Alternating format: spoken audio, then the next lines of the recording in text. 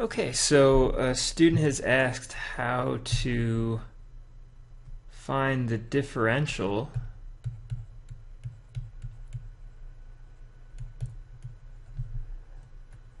dz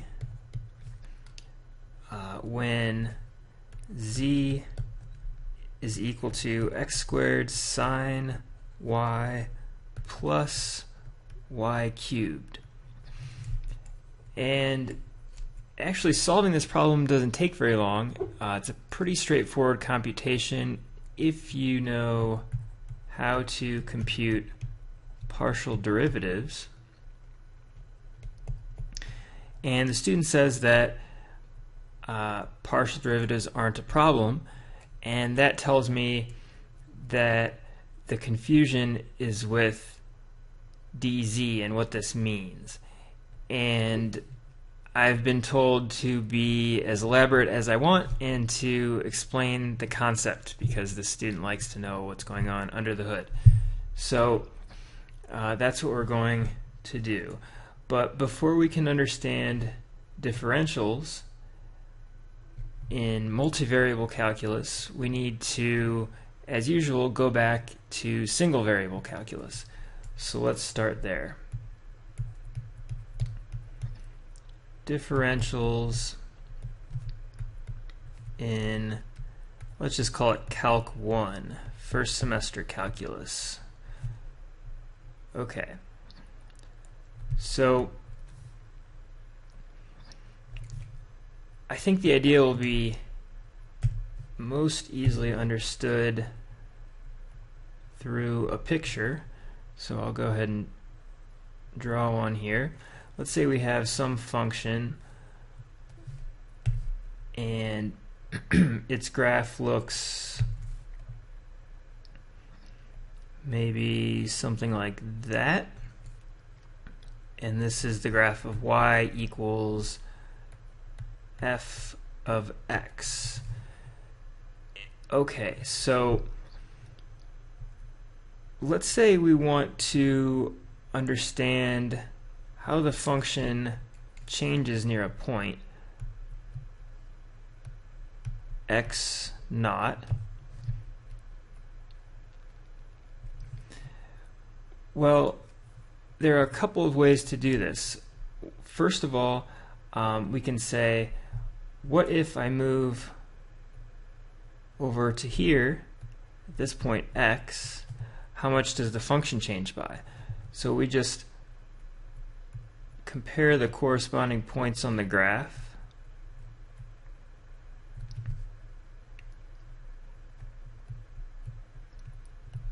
Okay, so this point here, if this is x naught, then this is going to be f of x naught.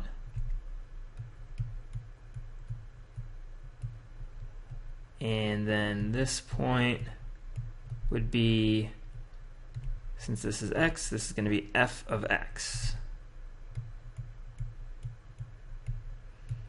Okay, and then we know that the distance in the vertical direction, try that again, between these points, that's going to be how much the function changes by.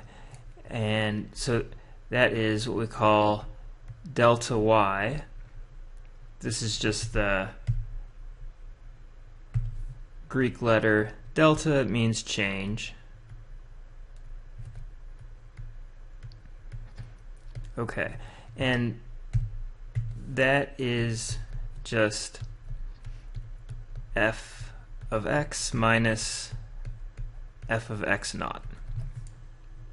Okay, so there you have it. That's the change of the function. Great, we could just stop there, but oftentimes functions that are nonlinear, like this one, it's not a line, they can be harder to work with than lines, as you might expect. So it's also useful to know how much the tangent line changes by. So let me sketch that in there.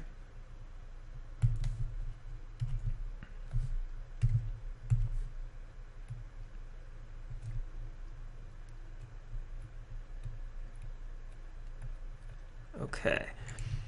And so this smaller distance here, that's the change in the tangent line.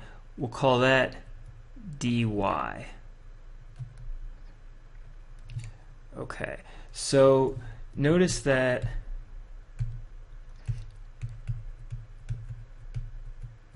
dy and delta y are approximately the same. They're not too far apart.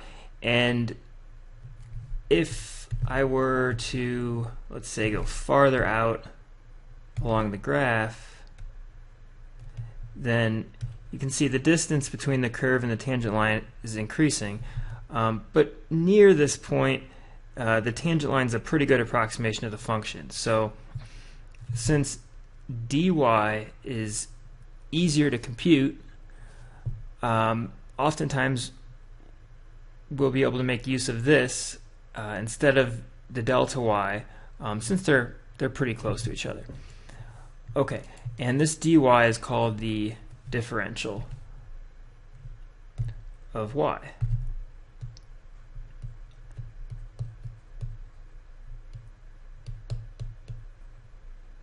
Okay, whoops, let me fix my handwriting there. Differential. Okay, so that's dy. Now, what about dx? Okay, so dx is just the change in x. So that would be this distance here.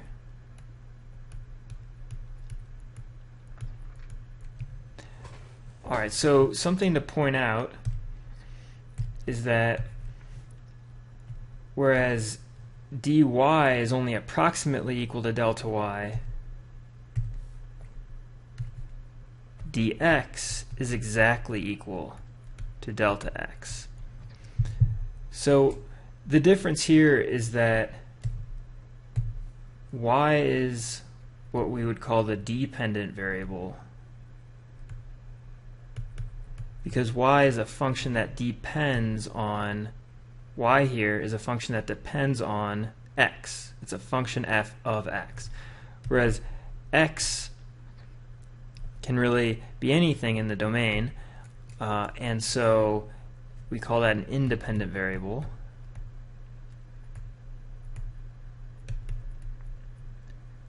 Okay, and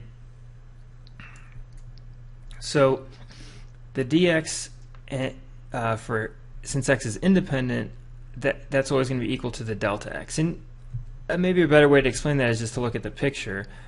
There's only one distance here. We call it both dx and delta x.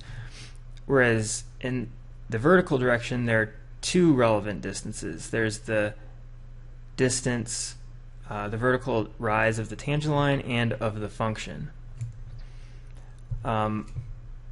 Horizontally, we're measuring the same distance, both on the tangent line and on the function. But okay, probably don't want to dwell too much on that. So we have some sense of what the differential represents in the picture, but how do we compute it? That's the next question. So how to compute dy? Let's quickly draw a fresh picture here.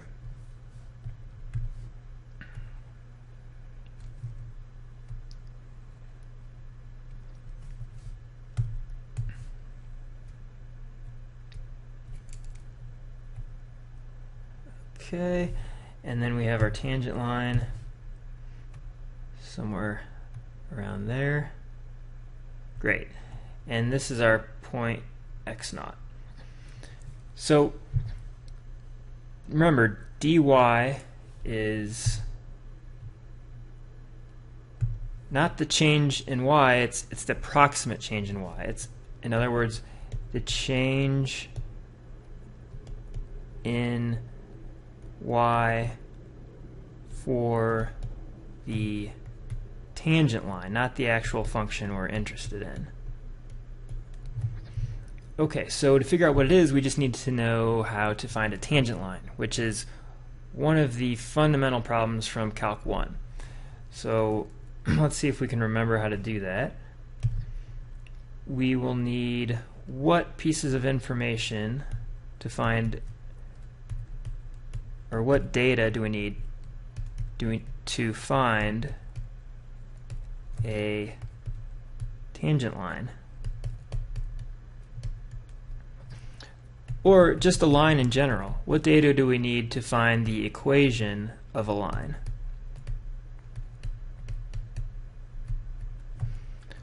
Well, 2 points are enough to determine a line. And the way that you would find the equation is you would use the slope formula to get the slope from those 2 points. And then you would use one of the points to put the equation in maybe slope-intercept or point-slope form. But anyway, so you'll need either 2 points, or you'll need a slope and a point to get the equation of a line. Okay, great. So what's the slope of the tangent line? That's what the derivative does for us. So that's going to be f prime of x naught. And what's a point on the tangent line? That would be this point right here. So we know the x coordinate is x naught, and remember we're dealing with the function y equals f of x. So the y coordinate of this point would be f of x naught.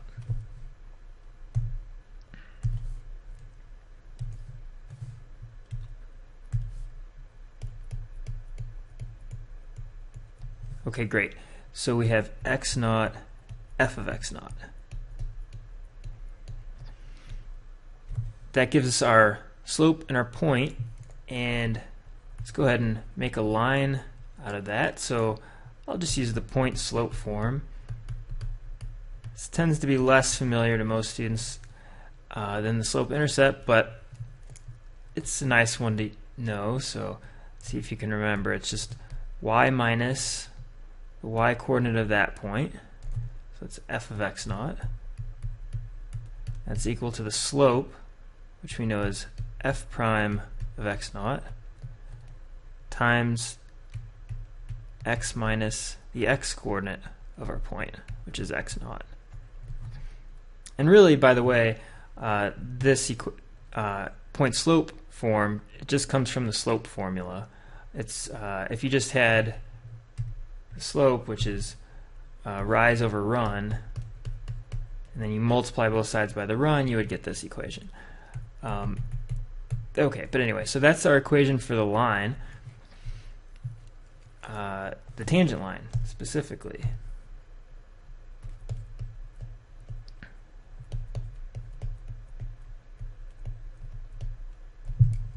Okay, and what was it that we wanted to know? Well, we had this extra point here, x, and we wanted to know how much the tangent line goes up by when you move from x naught to x. So in other words, we want to know this distance right here. Okay, so let's see. Any ideas about how we could do that? Well, we have the equation of the tangent line, so what we can do is just take the y value at this point and subtract from it the y value at this point. Okay, so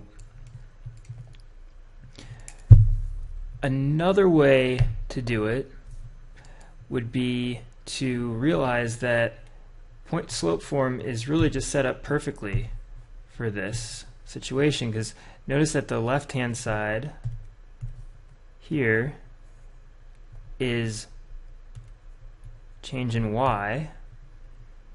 It's just y minus some fixed value of y, so it's how much the function changes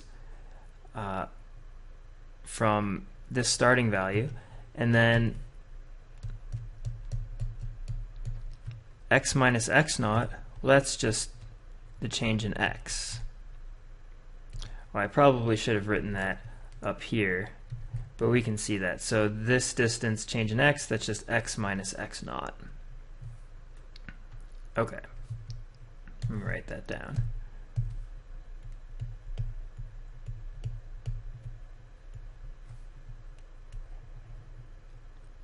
Alright, so we have that the change in y is equal to the derivative times the change in x.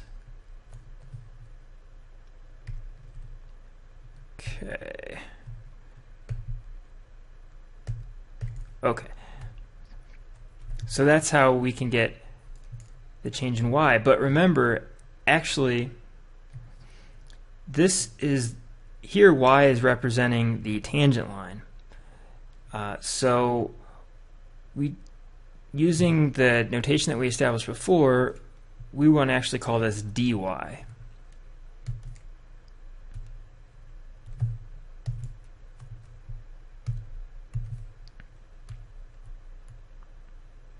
Okay, and there you have it. So this is how we want to compute differentials.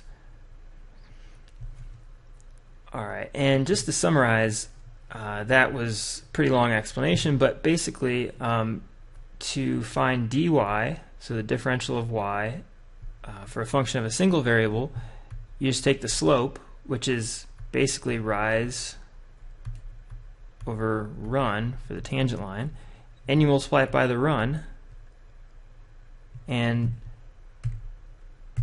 that's our change in x, is the run, and then the runs cancel, and the result is the rise, which is your dy. That's your rise. So this is the equation you want to remember, and hopefully it makes sense, so you don't have to just memorize a bunch of random symbols. Alright, so let's do a quick example. This has all been pretty abstract.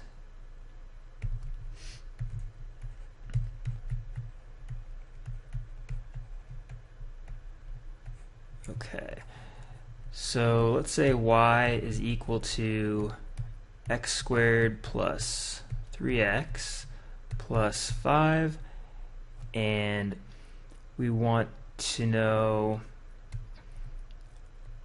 dy.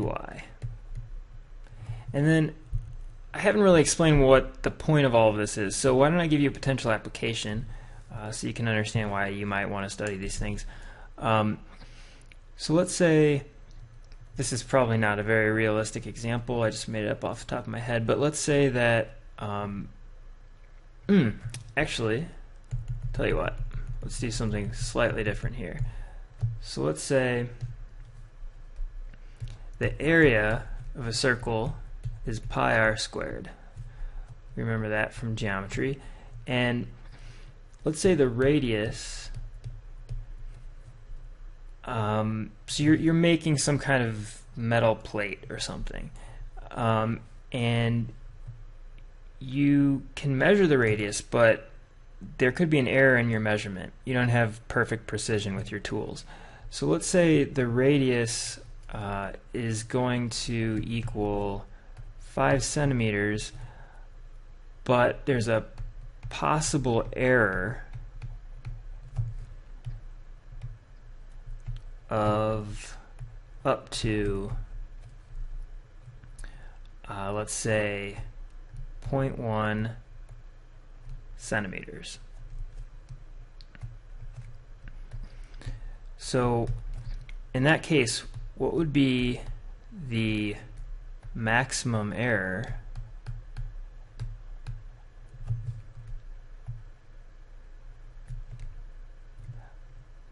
or let's say, what is the maximum change in the area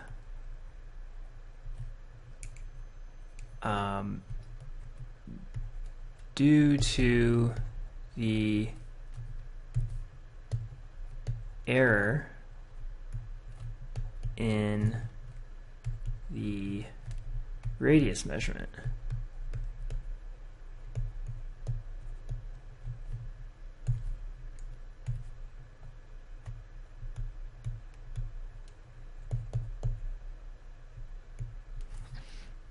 Okay, so we can solve this using differentials. So what we're given is that the dr, that's our independent variable, so that's the change, same as the change in r, that is at most 0.1 centimeters. So it could be negative 0.1 centimeters. You might underestimate how much you've measured by. Let's just say it's 0.1 centimeters for now. You've overestimated. Your measurement is larger than you thought. So let's say you thought you measured 5, but the actual measurement was 5.1.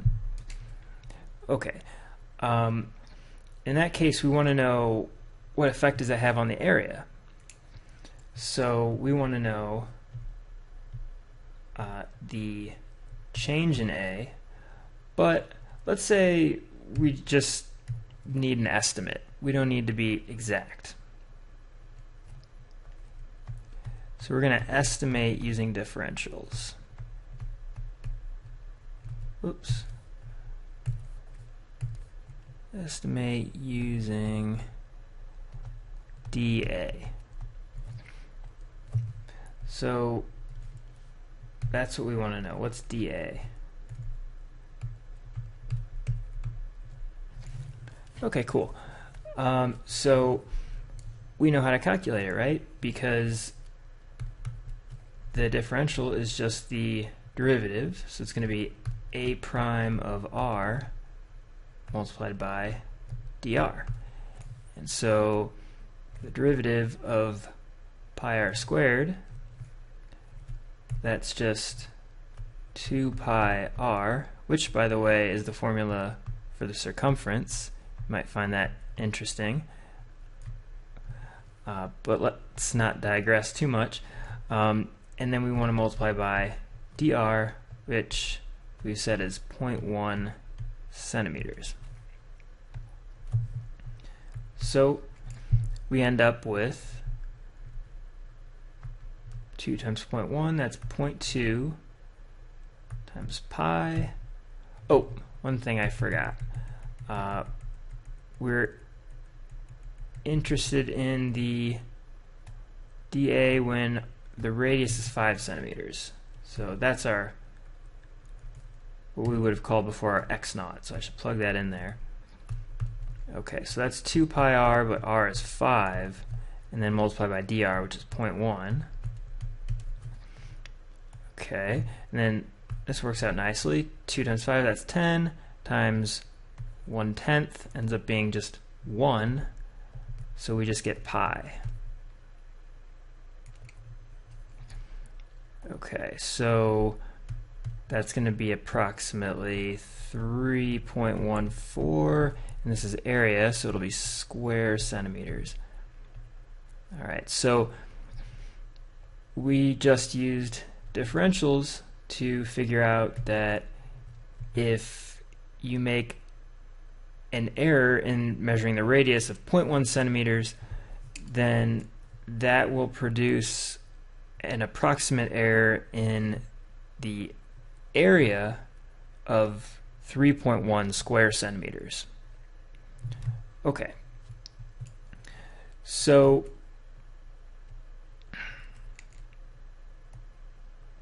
let's see, when the radius is 5 centimeters. But anyway, so that's differentials in one variable. Now, what about multivariables? This we'll go over pretty quickly. We'll try to cover it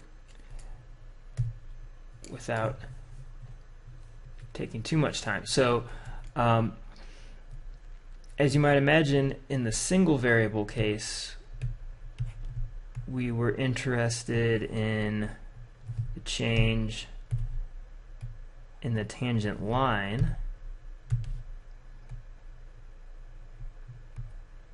Whoops. That's kind of a terrible line, but you get the idea. And in the multiple variable case, let's say two variables,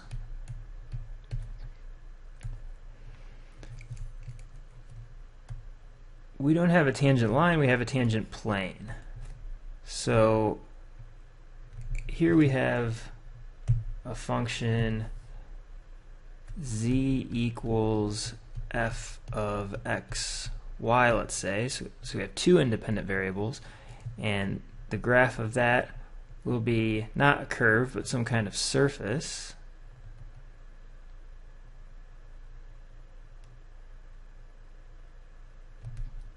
Okay. Oops. Let's try that again.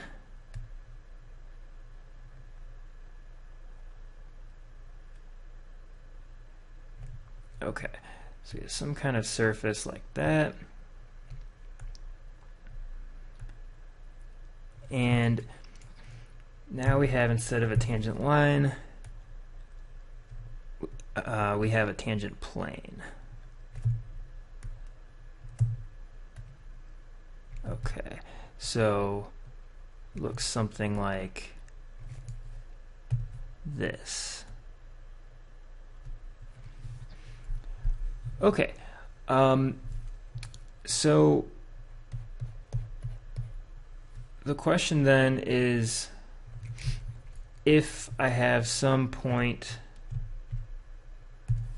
down here and I move to some other point, say over here, how much does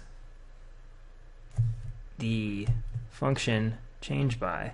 So we're going to have maybe a point here in the surface and then all the way down to here. So maybe something like that. So we want to know, as you're moving in this direction along the surface, we're going maybe down a little bit. We want to know how much did the z coordinate change by, because that's our function z. Change in z.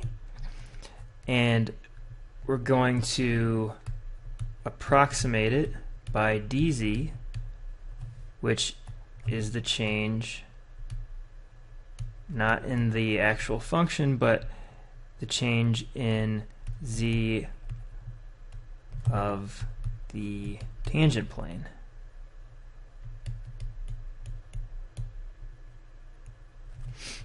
Okay, so how do we find that? Well,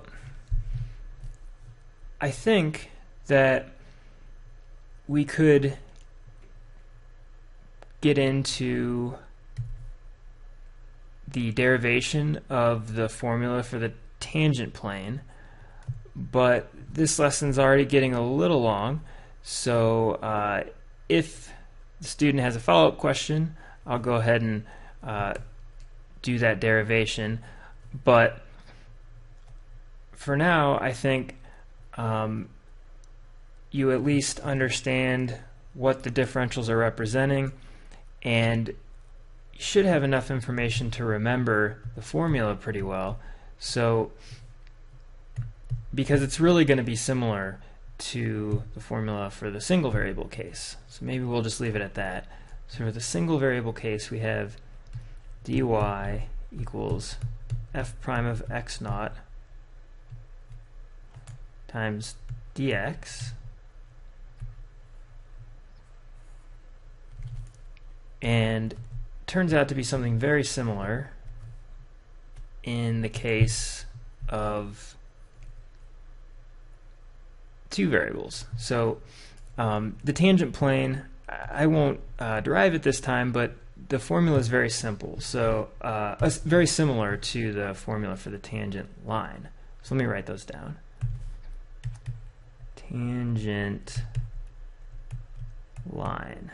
Okay, so that was, if you remember, y minus f of x naught equals f prime of x naught times x minus x naught. Okay. Now the tangent plane ends up being very similar. It's just z minus f of x naught y naught equals, now here we don't have a total derivative. We could talk about that, but typically when you're just learning about differentials for the first time, you only know about partial derivatives. So the way it's going to work is we take the partial derivative of f with respect to x, multiply that by dx. So this you can think of as the change in z due to how much you moved in the x direction, or in other words, due to the change in x. And then if you want to get the total change, you want to add a term for the y. So fy, partial derivative of f with respect to y, times dy. So you can think of that as the change in z due to a change in y. If you want to just have a way to remember the formula. So change in z due to y. I'll just write it that way. Okay. So that's it. And if you compare the two formulas, they're almost identical, except that this one has two terms because of the two variables. Alright, so there's our tangent plane, and then we can rewrite that using the notation of differentials. So the left-hand side here is going to be dz, that's the change in z of the tangent plane, and then this is going to be, we can write it as df dx if we want. So this is, it's called the Leibniz notation of the derivative, but you should be familiar with that. So it just means the same thing as this, partial derivative with respect to x, times dx, and then plus the partial with respect to y times dy. Okay. So this gives us a way of computing the differential of z, which is a function of two variables. So why don't we wrap it up with a quick example. Of course, I could solve the initial problem we were given, but I don't want to do the homework for the student, so I'll just do something that's very similar. So let's say that, so here's an example. So let's say that z is equal to x times the cosine of y plus y cubed. Hopefully that's different. Yeah, it's pretty, oh, that's really quite similar. Okay, let me change it a little bit.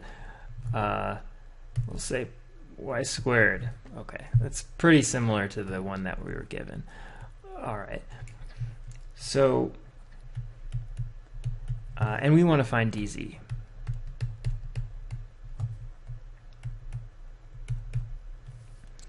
Alright, so first thing is, let's just figure out, try to remember the formula. So dz, that's just, oh, you know what?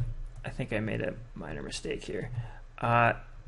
If z is f of x, y, I could call it f here, but I think it's probably a little nicer to call it z.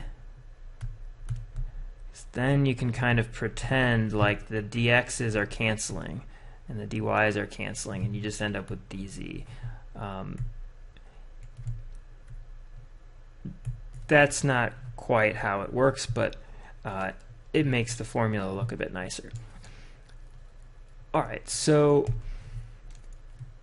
in any case, we have our formula. So dz is the partial of z with respect to x times dx plus the partial of z with respect to y times dy. Okay.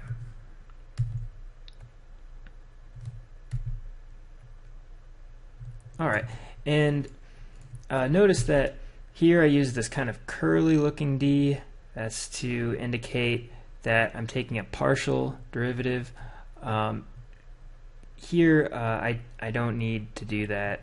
I just have regular d's for the dz, the dx, and the dy. I guess that should kind of make sense because the dx is just the real change in x, whereas this is the rate of change in z with respect to only one of its two variables, so that's a partial. Alright, great, so let's just leave it at that. We have our formula, and then let's just crank it out. So dz dx, what's that going to be? Well, we just need to pretend like y is a constant and take the derivative with respect to x. So if y is a constant, then cosine of y is one big old constant. So if it were like 3x, the derivative would be just 3. So in this case, derivative is cosine of y, and then derivative of this with respect to x is just 0 because we're treating y as a constant. Okay, so we have that, and then times dx, and then the dz dy. Here we're going to treat x as a constant. So what's the derivative of this? Well, derivative of cosine is negative sine, and x is just a constant, so it'll stay out front. So we have minus x sine of y, and this time it's going to be plus 2y, because that's we're treating y as a variable now. Okay, so that's our derivative. Actually, let's put that in parentheses. It's our partial derivative. Multiply it by dy, and there you have it. That's the answer.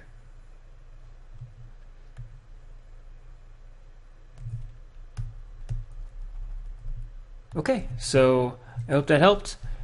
And if there are any more questions, I can make some more videos.